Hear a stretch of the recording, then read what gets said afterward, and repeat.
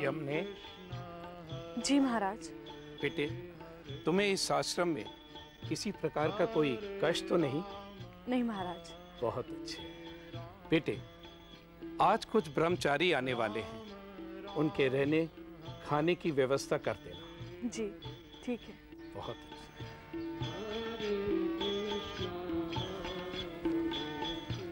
प्रणाम गुरुदेव। जीते रहो, आयुष्मान भव। मंगल देव, तुम्हारे साथ कुछ और ब्रह्मचारी भी आने वाले थे? वे सब आगे गुरुदेव। बहुत अच्छे। बेटे, उन्हें उनका काम बांट दो और सबको उनके कर्तव्य बता दो। कृष्ण कथा कल से प्रारंभ होगी। यहाँ बहुत से लोग आएंगे। जो आ गया गुरुदेव। जीते रहो। किंतु एक शंका थी। शंका? तुम्हारी सारी शंकाओं का समाधान मैं बाद में करूंगा। हाँ, तुम्हें अगर किसी चीज की आवश्यकता हो तो तुम यमुना से मिल सकते हो, वो तुम्हें उधर मिलेगी।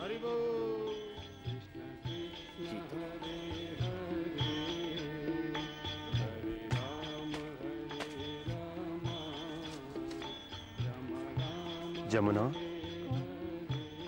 गोस्वामी जी की आज्ञा हुई है कि जो वस्तु चाहिए चाकर भंडारी जी से कह दीजिए।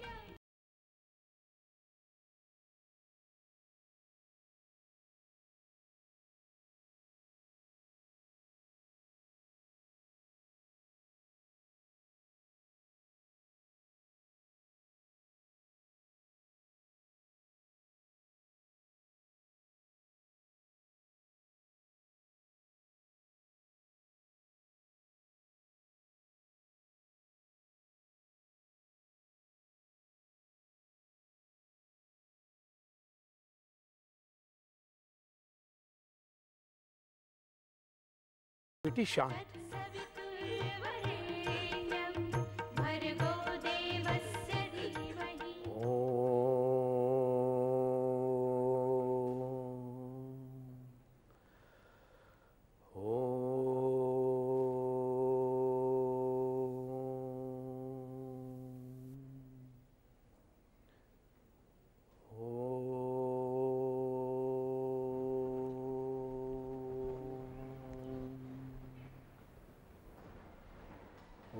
प्रणाम महाराज। जीते रहो वत्स, बैठो। क्या बात है वत्स, तुम्हारे चेहरे पे जिज्ञासाओं की परछाइयां नजर आ रही हैं। जिज्ञासा नहीं महाराज, एक उलझन है। उलझन? कैसी उलझन वत्स? महाराज, ये घंटी है, इसके कुल का कुछ पता नहीं। मैं इससे विवाह करना चाहता हूँ। क्या इसमें आपकी अनुमति है? मेरा तो ये मानना है वत्स कि परिणय के लिए आपस में सच्चा प्रेम होना बहुत आवश्यक है। जैसे पांडवों के लाख विरोध करने पे भी सुभद्रा और अर्जुन की सहायता भगवान श्री कृष्ण ने स्वयं की थी। अगर तुम लोगों का आपस में सच्चा प्रेम है तो भगवान को साक्षी मान के तुम लोग भी विवाह के पवित्र बंधन में बंध सकते हो। मेरी शंका का समाधान हुआ महाराज। हमें आशीर्वाद दीजिए। आयुष्मान भव, सदैव सुखी भव।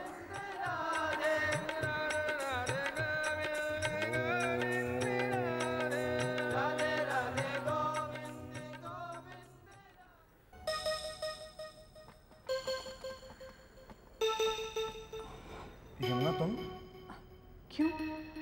मुझे यहाँ देखकर आप चौंक क्यों गए विजय बाबू? तुम इसी आश्रम में हो? हाँ, तो आप घंटी से ब्याह कर रहे हैं? हाँ। क्यों अपने आप को धोखा दे रहे हैं? धोखा? ये धोखा नहीं तो और क्या है विजय बाबू? आप घंटी से ब्याह सिर्फ जिद और अहंकार के चलते करने जा रहे हैं। आप घंटी से प्रेम नहीं करते। ये सत्य नहीं है। यही सत्य है विजय बाबू। चलो घंटी।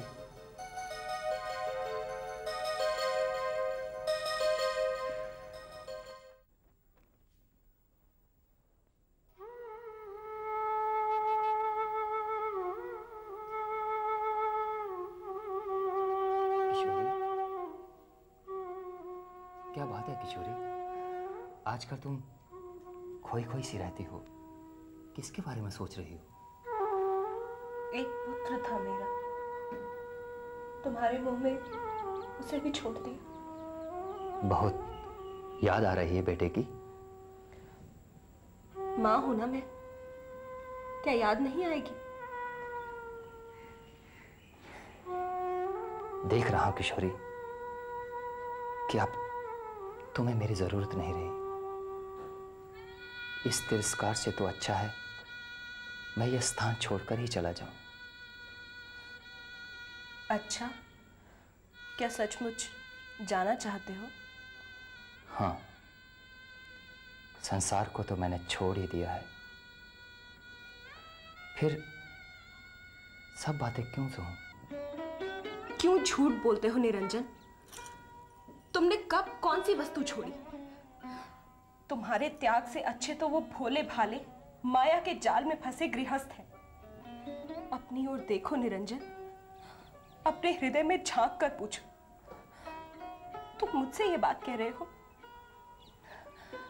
आज लोग तुम्हारे और मेरे बारे में क्या बातें करते हैं, इसका जरा भी आभास है तुम्हें? ठीक कहती हो किशोरी,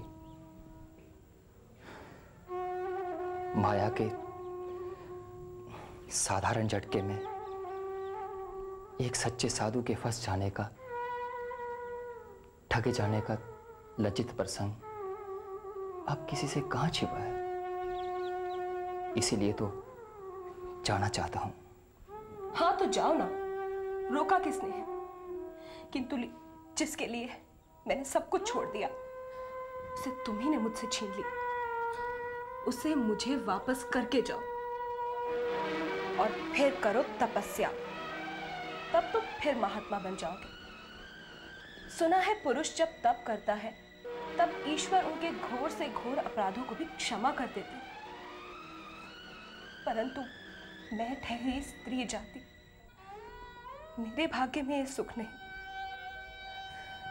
मैंने जो पाप कमाए हैं उन्हें मेरी झोली में डाल के जाओ। किशोरी, मैं तुम्हारा अपराधी हूं। जाने से पहले विजय को ढूंढकर तुम्हें सौंप कर जाऊंगा, ये मेरा वचन है।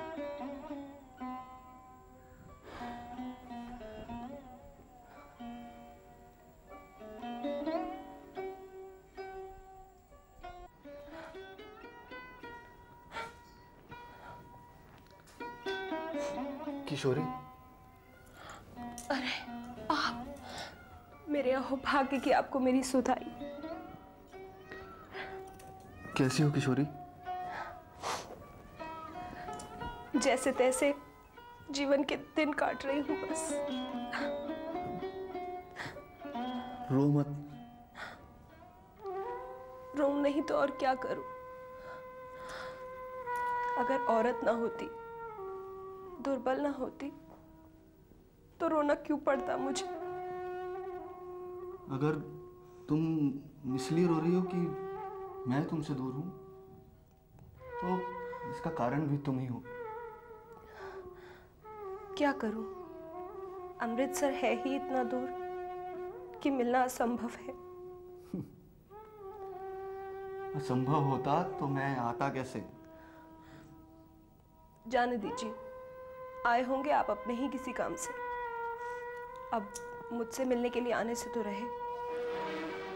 ऐसी कोई बात नहीं है किशोरी। तो क्या मेरा अपराध क्षमा नहीं हो सकता? अपराध? अपराध कैसा? अपराध ही समझता तो आज इस बातचीत का मौका नहीं आता। हम दोनों के रास्ते अलग हो चुके हैं, तो फिर इस बारे में सोचकर क्यों परेशान होना। हाँ, ये जरूर है कि आज मैं तुम्हारे पास एक विशेष काम से आया। विशेष काम? किशोरी, अमृतसर में मेरा सारा व्यवसाय चौपट हो चुका है। एक विधवा के पास मेरी सारी संपत्ति बंधक पड़ी है। अब मेरे उद्धार का सिर्फ एक ही मार्ग है कि उसकी पुत्री लीला के साथ अपने पुत्र विजय का विवाह, जिससे उसकी और मेरी सारी संपत्ति अपने विजय की हो जाएगी। मगर विजय तो रूठ कर मथुरा चला गया। कोई बात नहीं, वो जब तक नहीं लौटता मैं उसकी प्रतीक्षा करूंगा। यहाँ रह सकता हूँ। मुझे और लज्जित ना करें, मैं वैसे ही आपकी अपराधी हूँ। संतान के लिए अंधी हो गई थी। सुनिए, क्या आप मुझे क्षमा नहीं कर सकते? नहीं किशोरी, अब इन बातों में कुछ नहीं रखा। ये बताओ, क्या विजय को खोजने मथुरा जाना पड़ेगा? नहीं, उसे ढूंढने आदमी गया है। चलो, फिर तो वो स्वयं ही आ जाएगा। जी, आप आराम कर लीजिए। हाँ, ठीक कहती हो। घंटी, जो लोग कहते हैं अविवाहित जीवन बेकार है, अनैतिक है, वे सब गलत हैं। दो आत्माओं का मिलनी तो विवाह है। मैं अपना सब कुछ तुम्हें अर्पण करता हूँ और तुम मुझे। फिर इसमें किसी बिचौलिए की, किसी मंत्री की क्या आवश्यकता है? अगर हमारे बीच झगड़े की जरा सी भी संभावना बाकी है तो फिर समर्पण कैसा? मैं स्वतंत्र प्रेम की सत्ता स्वीकार करता हूं। समाज ना करे तो क्या? तुम भी तो इसे मानती होगी। बोलो घंटी। देखो, मैं समाज के शासन में आना चाहता था, मगर ऐसा हो ना सका। तुम झूठ बोलते हो विजय। घंटी, समाज तुम्हें आज्ञा दे चुका था, लेकिन तुमने समाज की आज्ञा ठुकराकर यमुना का आदेश स्वीकार किया। तो इसमें भला समाज का क्या दोष है? मैं उस घटना को नहीं भूल सकती कभी, और वो तुम्हारा दोष था। ये सब जानकर भी फिर भी तुम मेरे साथ घूमती हो। मैं तुमसे प्रेम करती हूँ विजय, और यदि तुम मेरे साथ विवाह करके मेरे प्रेम का प्रतिपादन करना चाहते हो तो अभी मुझे कोई चिंता नहीं है। और ये विचार तो मुझे कभी सताता ही नहीं। यदि तुमने मेरे साथ विवाह नहीं किया तो मैं क्या करूँगी? मुझे जो करना है वो मैं करती हूँ और करूँगी भी। तुम मुझे घुमाओगे तो घूमूंगी, दुलार करोगे तो हंस दूंगी, और अगर ठुकराओगे तो रो दूंगी। घंटी, मैं तुम्हें समझने का जितना प्रयत्न करता हूँ उतना ही उलझता जाता हूँ। और मैं तुम्हें अच्छी तरह समझ चुकी हूँ विजय। मुझे लगता है अब हमें चलना चाहिए।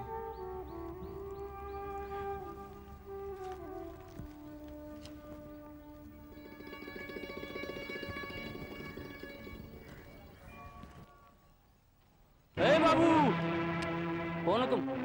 क्या बात है भाई साहब? लड़की कौन है? ये लड़की मेरे साथ है। चल फूट यहाँ से, ये मेरे साथ जाएगी। क्यों भाई साहब, क्या बात? भाग भाग। क्यों? घंटी, तुम जाओ, मैं देखता हूँ। भाग। चल चल पकड़ लड़की को।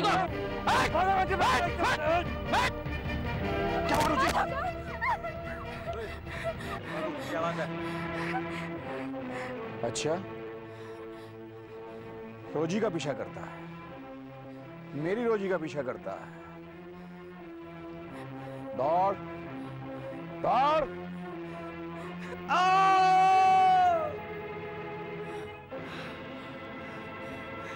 घंटी, वहां खून हो गया, तुम चलो मेरे साथ।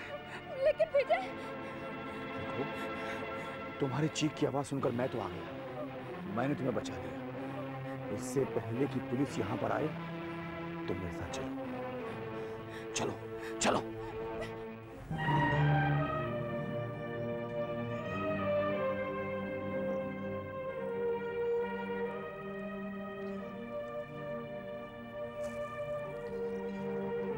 ये कैसे हो गया? मैंने तो उसे मार दिया। घंटी। विजय बाबू, ये विजय, ये तो खून हो गया। अब क्या होगा? कुछ नहीं, ज्यादा से ज्यादा फांसी होगी। विजय बाबू, आप यहाँ से चले जाइए। आपका यहाँ ठहरना बिल्कुल उचित नहीं। चले जाइए यहाँ से। नहीं यमुना, तुम मेरी चिंता मत करो। मैं इतना कायर नहीं हूं।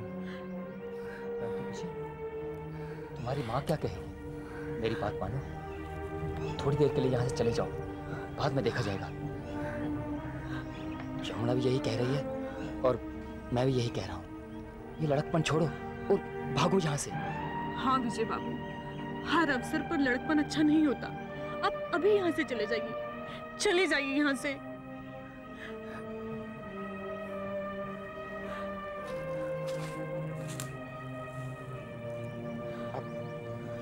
मुझे भी यहाँ से चलना चाहिए।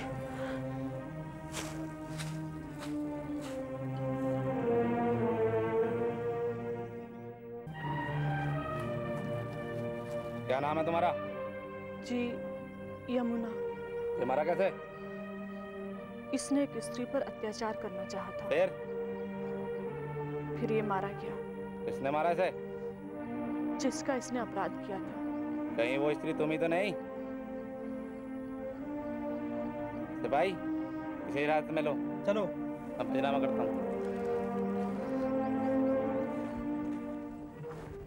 महाराज, बेशक आप ना माने, लेकिन मैंने यमुना को पहचान लिया है। ये तुम क्या कह रहे हो भंडारी? ठीक कह रहा हूं महाराज, यमुना ही हमारी तारा है। नहीं भंडारी, काशी में मैंने यमुना को किशोरी के घर पर देखा था। ये उसकी दासी यमुना है, तुम्हारी तारा नहीं। महाराज, आप तो उसे पहचान ही नहीं सकते, क्योंकि आपने उसे कभी देखा ही नहीं है। हाँ, वो तो मेरी कुटिया में पैदा हुई, पली, बड़ी हुई, इसीलिए मैं उसको पहचान सकता हूँ महाराज। हाँ, ग्रहण के दौरान लखनऊ में वो जरूर मुझसे बिछुड़ गई थी। एक स्वयंसेवक उसे लेकर मेरे पास भी आया था, लेकिन तब मैंने उसे अपनाने से इनकार कर दिया था महाराज। महाराज, मैं शपथ खाकर कह सकता हूं कि वो हमारी तारा ही है महाराज। भंडारी, हो सकता है वही सच हो जो तुम कह रहे हो। महाराज, मैंने उसका स्वर, उसका मुख, उसका रंग, उसकी चाल, सब कुछ पहचान लिया महाराज। वो रामा की कन्या तारा ही है महाराज। कहीं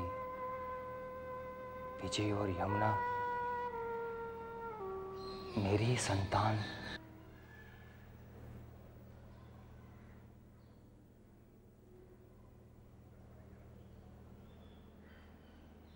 प्रणाम गुरुदेव। गुरुदेव, यमुना के बारे में कुछ बात करनी थी। मैं भी इसी संबंध पे विचार कर रहा था। यमुना को हमारे यहाँ रहते अब काफी समय हो गया है और अब मैं उसके बारे में अच्छी तरह जान गया हूं। आप लोग चाहे जो भी कहें, पर मुझे इस बारे में बिल्कुल विश्वास नहीं होता कि यमुना किसी की हत्या कर सकती है। वो बेचारी तो दुनिया की सताई एक पवित्र आत्मा है, निर्दोष है। आप लोग देख लीजिएगा, उसको फांसी नहीं होगी। महाराज, उसे फांसी होनी भी नहीं चाहिए। उसकी पैरवाई का सारा खर्चा मैं उठाऊंगा। आप अच्छे से अच्छा वकील करवा दीजिए और यमुना को बचा लीजिए। ठीक है। मंगल, मंगल देव। प्रणाम गुरुदेव। प्रणाम महाराज। मंगलदेव, अब ये तुम्हारा कर्तव्य है कि इस शहर का अच्छे से अच्छा वकील करो और हर प्रकार का वो यत्न करो जिससे यमुना बच जाए। ठीक है? जो आज्ञा गुरुदेव।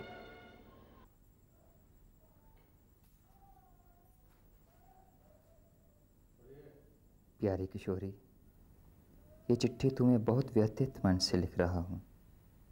पीछे का पता चल गया है, मगर उसकी स्थिति ठीक नहीं है। एक हत्या के आरोप में वो फरार है। शराब भी बहुत पीता है। स्थिति ये है कि उसका होना न होना बराबर है। हम दोनों को अब संतोष कर लेना चाहिए। मेरी इच्छा है कि मैं अब अपना बाकी का जीवन भगवत भजन करूं।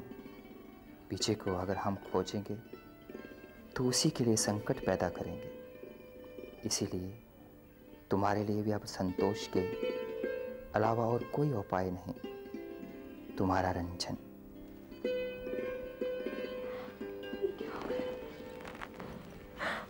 क्या हो गया? अरे क्या हुआ किशोरी? सुनिए जी, हमारा विजय किसी बहुत बड़ी मुसीबत में फंस गया। नहीं आएगा आपको। होनी को कौन टाल सकता है? यदि मेरे भाग्य में उससे मिलना लिखा होता तो विधाता उससे जरूर मिलवाता। देखिए, हमारे पास जो कुछ भी है हमारे लिए बहुत है। अब और अधिक हाय हाय करने से क्या हो? किशोरी, मैं भी यही सोचता हूँ। पंजाब में अब मेरे पास कुछ नहीं बचा। यदि हम दोनों सरलता से निभा सकें तो हमारा जीवन बहुत ही सुखमय होगा। हमारा भविष्य बहुत ही अच्छा होगा, इसमें कोई संदेह नहीं। गौतम, तुमने बने बनाए रिश्तों के साथ जो अन्याय किया है, तुमने पति पत्नी की मर्यादा को कलंकित किया है, तुमने एक बाल विधवा के साथ जो रिश्ता जोड़ने का पाप किया है, उससे लतिका बहुत दुखी है और अब तुम्हारे साथ उसका रहना बहुत कठिन है। देखो, लतिका यूं ही नाराज हो रही है। अगर मैं घंटी को उस वक्त वहां से नहीं हटाता तो ये उस हत्याकांड में फंस सकती थी। गौतम, तुमने घंटी को उस हत्याकांड से क्यों बचाया, ये बात किसी से छिपी नहीं हुई है। तुम अंदर से कितने निष्ठुर और निर्दयी हो, ये बात मैं बहुत अच्छी तरह से जानती हूँ। इसलिए उसकी सहायता का दिखावा अगर तुम मेरे सामने ना ही करो तो अच्छा है। दोनों के बीच का विश्वास अब टूट चुका है, इसलिए ये तुम दोनों के लिए अच्छा है कि अलग हो जाओ। अन्यथा साथ रहकर तुम किसी को सुख नहीं दे पाओगे, ना अपने आप को ना दूसरों को। फादर, आप ठीक कह रहे हैं। शायद मेरे जाने से गौतम को भी घंटी को स्वीकार करने में ज्यादा कठिनाई नहीं होगी। ठीक है, अगर आप सब लोगों की यही राय है तो मुझे स्वीकार है, क्योंकि इससे ज्यादा सफाई देना अपमान के सिवा कुछ नहीं होगा। तो ठीक है गौतम, तुम्हें सफाई देने की और अपने आप को बेकसूर साबित करने की कोई आवश्यकता नहीं है। तुम जैसे आदमी के लिए तो ये मामूली सी बातें हैं। चलो लतिका, यहाँ से चलो। हम दोनों माँ बेटी आश्रम में रह लेंगी और यहाँ फादर सब ठीक कर लेंगे। संबंधों को तोड़ने और नए संबंधों को जोड़ने में तो ये माहिर हैं।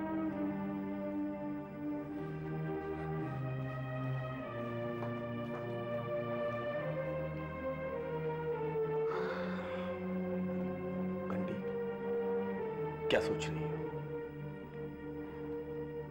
मैं सोच रही हूँ कि मेरा जन्म किस लिए हुआ है।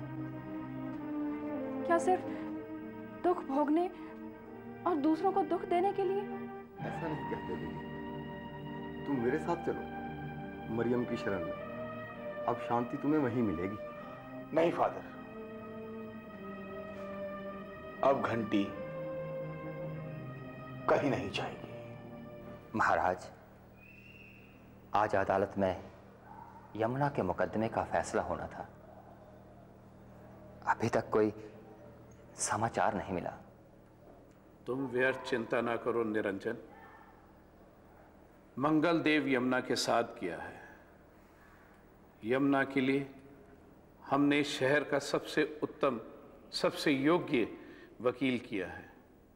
उसे कुछ नहीं होगा, उसको सजा नहीं होगी। प्रणाम गुरुदेव। प्रणाम महाराज। तो क्या अदालत में यमुना बेकसूर साबित हो गई? हाँ महाराज, यमुना बेकसूर थी तो अदालत ने इसे बाइज्जत बरी कर दिया। लेकिन अदालत में यमुना के फैसले के दौरान जो कुछ भी हुआ बहुत दुखद था। ऐसा क्या हुआ? अदालत में विजय पागलों की तरह आ धमका और जोर जोर से चिल्लाने लगा, असली हत्यारा मैं हूं, मुझे फांसी दी जाए। तो क्या विजय इसी शहर में है? हाँ महाराज, लेकिन मैं उसे मिल ना सका। अदालत के सुरक्षा कर्मियों ने उसे धक्के मारकर बाहर निकाल दिया। देखा निरंजन, दुनिया एक माया जाल है।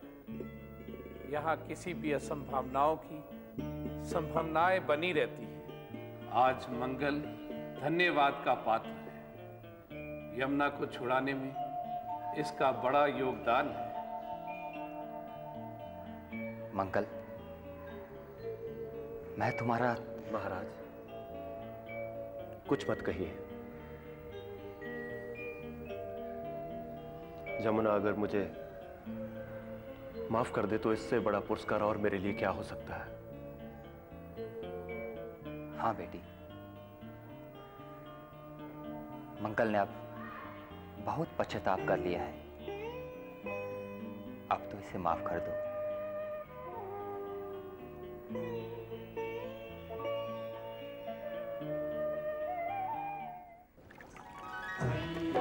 जय हो गंगा मैया। अगर मेरे व्रत में, मेरे तप में थोड़ा सा भी बल है तो मेरे मंगल को ठीक कर दे, उसे ठीक कर दे गंगा मैया। क्या मंगल देव बीमार हैं? जी, वो कुछ दिनों से बुखार से बहुत पीड़ित हैं।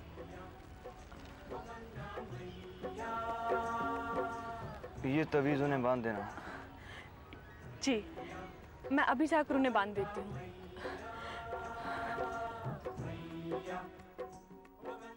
यमुना, मैं तुम्हें दोबारा यहां ले आया और खुद बीमार पड़ गया। सरला चाची और लतिका भी यहां हैं। मैं तो इनके भी सेवा नहीं कर पा रहा हूं। ये क्या कर रही हो बेटी? महात्मा से इनके लिए ताबीज लाई हूँ। ऐसे क्या देख रही हो चाची? ये मेरा ही ताबीज है। मैं तो इसे बचपन से पहनता आया हूं। हाँ, जब मैं विजय के पास था तब ये खो गया था और तभी से दुख भोग रहा हूं। मगर आश्चर्य की बात तो यह है कि इतने दिनों के बाद ये यमुना को कैसे मिला।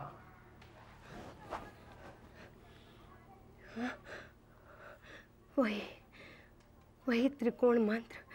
हाँ, पुत्र, मेरे खोए हुए पुत्र। हाँ, तुम इतने नजदीक थे मेरे।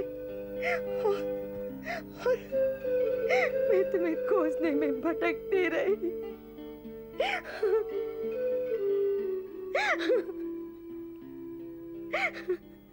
ईश्वर, आज मेरे पुण्यों का फल मुझे मिल गया।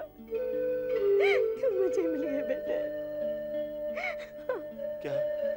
क्या सचमुच आप ही मेरी माँ हैं?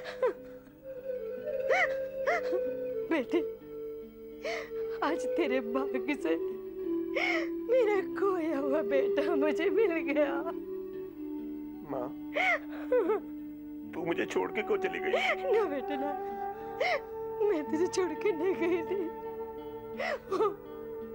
ये पागल भिखारी तुझे उठा के ले गया था मेरे लाल। माँ, आज मुझे तू मिल गई। मेरे जीवन का प्रारंभ हो गया। पूरब में जो भी था उसका हिसाब किताब आज पूरा हुआ। माँ, पुत्र, मुझे पूरी आशा थी तो एक दिन जरूर वापस आएगा मेरे पास। लेकिन बेटा, तुझे तो अपनी माँ के जीवित रहने की कल्पना भी नहीं की होगी बेटा। तेरी माँ से हे प्रभु, तुमने मेरा पुत्र मुझे वापस देकर मेरी लाज रख ली।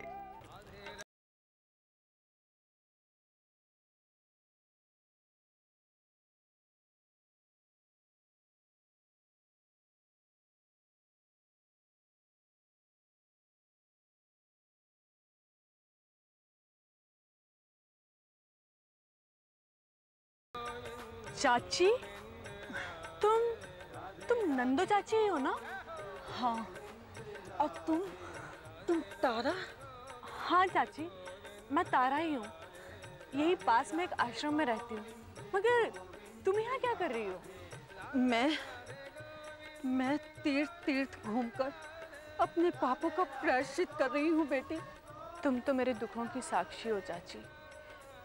मैंने केवल एक ही अपराध किया था, और वह ये कि प्रेम करते समय मैंने साक्षी नहीं इकट्ठे किए, लोगों की जीभ पर कुछ मंत्रों का उच्चारण नहीं करवाया।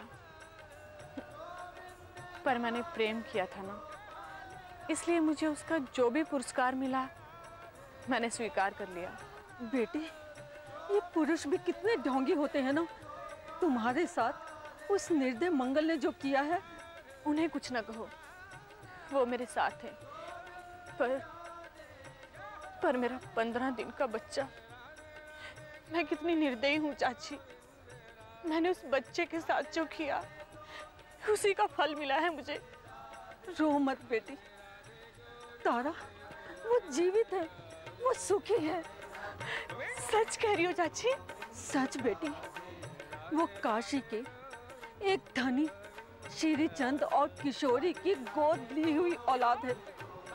उसे उन लोगों को मैंने ही गोद दिया था। मुझे क्षमा कर दे बेटी। तुम नहीं जानती चाची कि तुमने ये समाचार देकर मुझ पर कितना बड़ा उपकार किया है। मेरी बच्ची। चाची। किशोरी, संसार बड़ा कठोर है, वो क्षमा करना नहीं जानता। तुम्हें याद होगा, मैंने एक दिन यमुना नाम की दासी को तुम्हारे यहाँ वेदगृह में जाने से रोक दिया था। मैंने उसे अपराधी समझा था, मगर वो सबसे अधिक पवित्र है। किशोरी, यमुना तुम्हारे अन्न से पलने के कारण विजय के लिए फांसी पर चढ़ने जा रही थी, और मैं दूर खड़ा धन से सहायता करना चाहता था। भगवान ने यमुना को भी बचा लिया है। हालांकि विजय का कुछ पता नहीं है। हाँ, एक बात और, हरिद्वार वाली विधवा रमा को तो तुम अच्छी तरह से जानती हो। यमुना उसी रमा देवी की बेटी है। उसका असली नाम तारा है।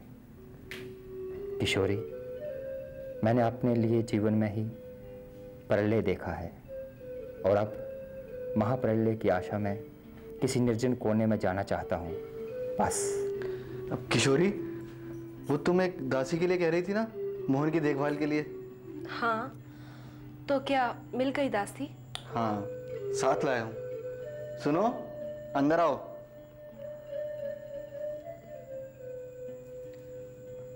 नमस्ते। यमुना, तू? उठो।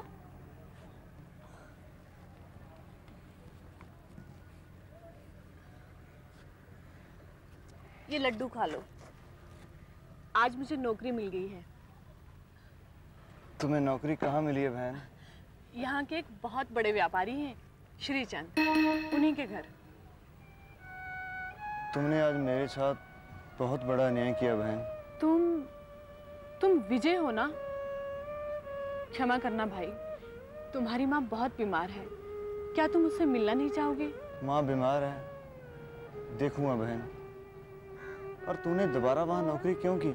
नारी हृदय बहुत दुर्बल होता है। मैं भी दुर्बल हूँ, अपने आप को रोक नहीं सकी।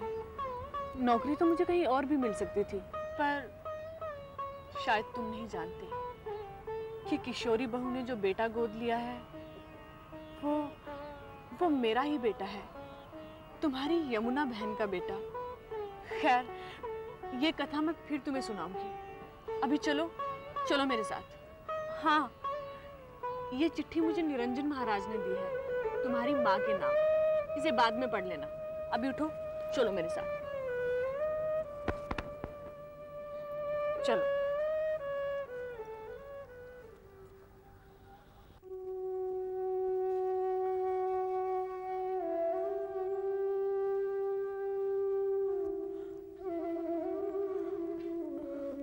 बहुरानी, भैया आए हैं, भैया आए हैं।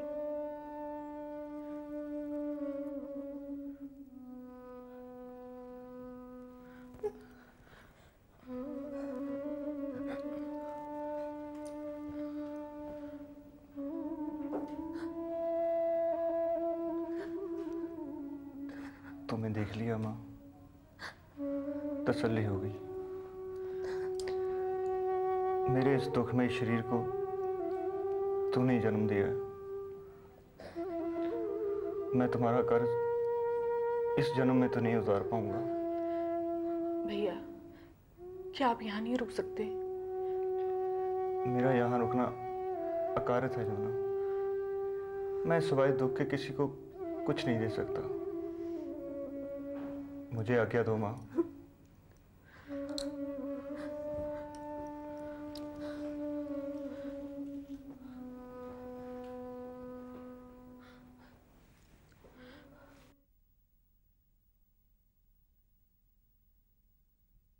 किशोरी, विजय मेरा बेटा है, ये तुम जानती हो।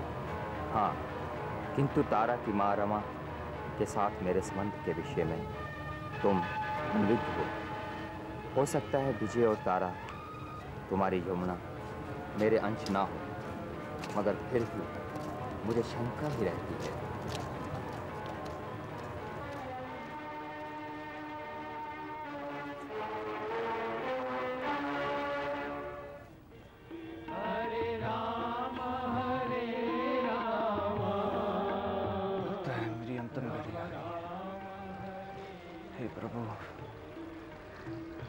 मैंने कभी तुम्हारी आराधना नहीं की, फिर भी तुमने मेरी हर कदम पर रक्षा की है। हे प्रभु, मैं नास्तिक हूँ, मेरा समर्पण, मेरा नमस्कार स्वीकार करो प्रभु।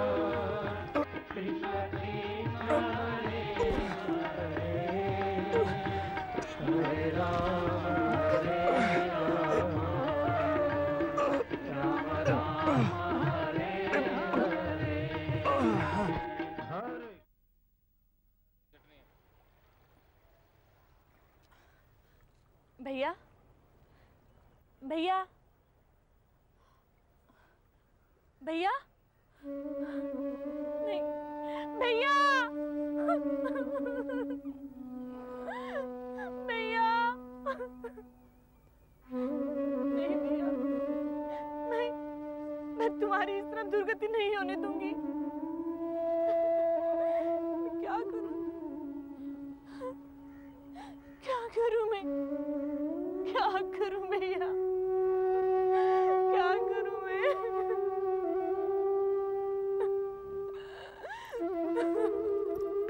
नाम सर्वान कमान विहाय निर्भय। बाबूजी, बाबूजी मुझे 10 रुपए दे दीजिए। 10 रुपए? क्या करोगी 10 रुपए का? बाबूजी, मुझसे अभी कुछ मत पूछिए, बस मेरे वेतन में से काट लीजिएगा।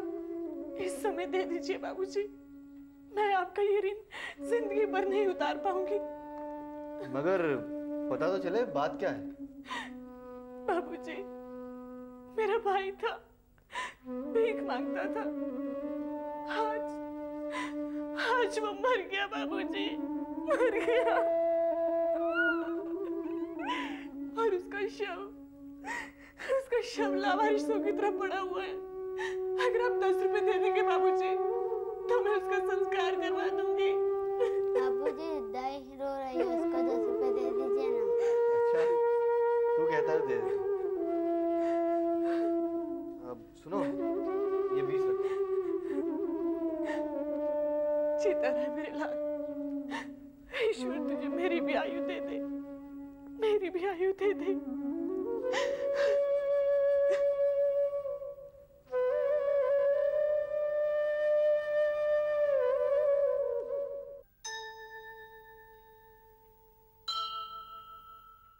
मंदिर, मस्जिद, गिरजाघर, गुरुद्वारे, ये सब हमारे विश्वास के स्थल हैं।